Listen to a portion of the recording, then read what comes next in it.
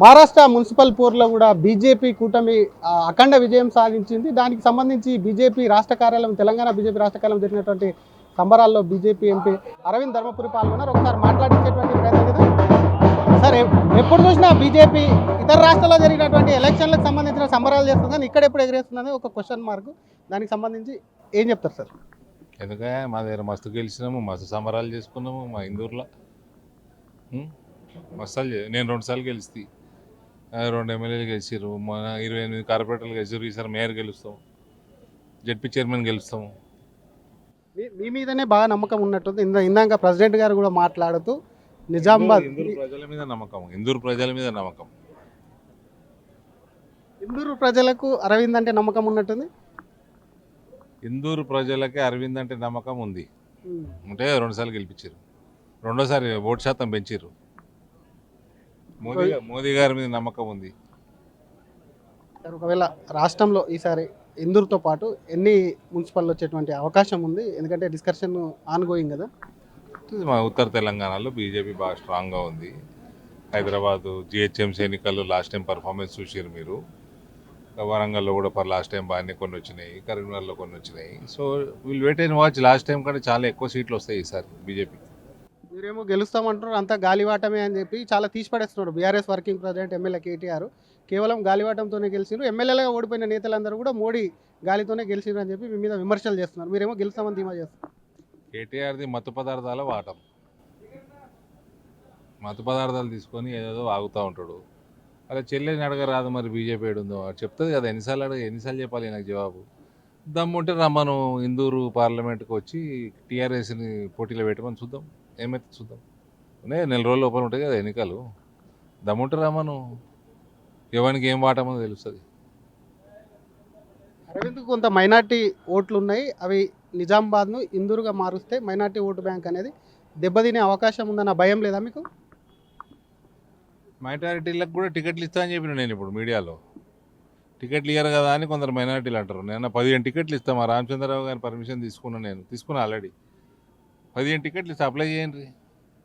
మోడీ గారు free ration ఇస్తున్నారు, మోడీ గారు ఫ్రీ ఇన్సూరెన్స్ ఇస్తున్నారు, మోడీ గారు కోట్లాది ఫ్రీ ఇండ్లు కట్టించిండ్రు, మోడీ గారు హైవేలు ఇట్లా కట్టిండ్రు, వందే భారత్లు వాడుతున్నారు, మీ ఎడ్యుకేషన్ మోడీ గారు ఇప్పిస్తున్నారు, వ్యాక్సిన్లు ఫ్రీగా, వ్యాక్సిన్లు అంత పెద్ద క్రైసిస్లో, కోవిడ్ క్రైసిస్లో వ్యాక్సిన్లు ఫాస్ట్గా అందించిండ్రు. ఇక్కడ ముస్లింలకే కాదు, ప్రపంచంలో ఉన్న ముస్లిం దేశాలకి దాదాపు 100 దేశాల పైన, అందులో అనేక ముస్లిం దేశాలు ఉన్నాయి, ఆఫ్రికన్ కంట్రీస్ ఉన్నాయి.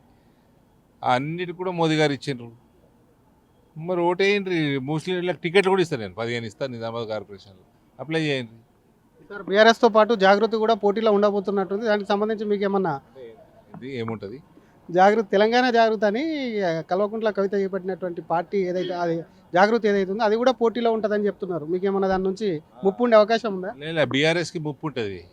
తెలంగాణ జాగృతి పార్టీ బీఆర్ఎస్ తోటి కాంపిటీషన్ ఉంటుంది, బీఆర్ఎస్కి ముప్పు ఉంటుంది. మాతో బీజేపీ తోటి ఏముంటుందండి? బీజేపీకి పోటీ లేదు, దేశవ్యాప్తంగా బీజేపీకి పోటీ ఏడున్నది. కాంగ్రెస్ ఉడుచుకుపోయింది ఇప్పుడు మహారాష్ట్రలో. మన నిజామాబాద్ మహారాష్ట్రకు బార్డరే.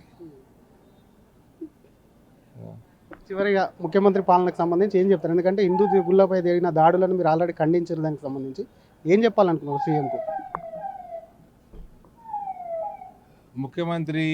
ఈ ముఖ్యమంత్రి వచ్చినాక హైదరాబాదు ప్రాంతంలోనే 10 దేవాలయాలు ధ్వంసమైనాయి. ఈ ముఖ్యమంత్రి బుద్ధి లేకుండా Congress is Muslim, Muslim is Congress అని చెప్పడం, ఇటువంటి పనికిమాలిన స్టేట్మెంట్లు, దిక్కుమాలిన స్టేట్మెంట్లు ఇవ్వటము, ఓటు బ్యాంక్ రాజకీయాల కోసం కొందరు నెత్తి మీద కూర్చోబెట్టుకోవటము, వాళ్ళ విచ్చలవిడితనము, ఇవన్నీ కూడా వాళ్ళు పేటరేగిపోయి విధ్వంసం చేయటము. హిందూ దేవాలయాలు, హిందూ దేవుళ్ళ విగ్రహాలు, పోర్ట్రేట్స్, మా ఛత్రపతి శివాజీ గారు, ఇవన్నీ కూడా ఈ పనికిమాలిన రేవంత్ సర్కారు ఏదైతే ముస్లిం ఓట్ల కోసం మొత్తం అమ్ముడు పోయిందో దీనివల్లనే ఇవన్నీ ఇటువంటి సంఘటనలు జరుగుతూ ఉన్నాయి. ఇంకొకటి, ఒకవేళ ప్రభుత్వం ఇందూరుగా మార్చకుంటే నిజామాబాద్ను నెక్స్ట్ స్టెప్ ఏముండబోతుంది అరవింద్? రేపు మేయర్ గెలుస్తాము, రిజల్యూషన్ చేసి పంపుతాం. రిజల్యూషన్ చేస్తారు. ఒకవేళ గవర్నమెంట్ దాని మీద ఆర్డినెన్స్ కానీ జీవో కానీ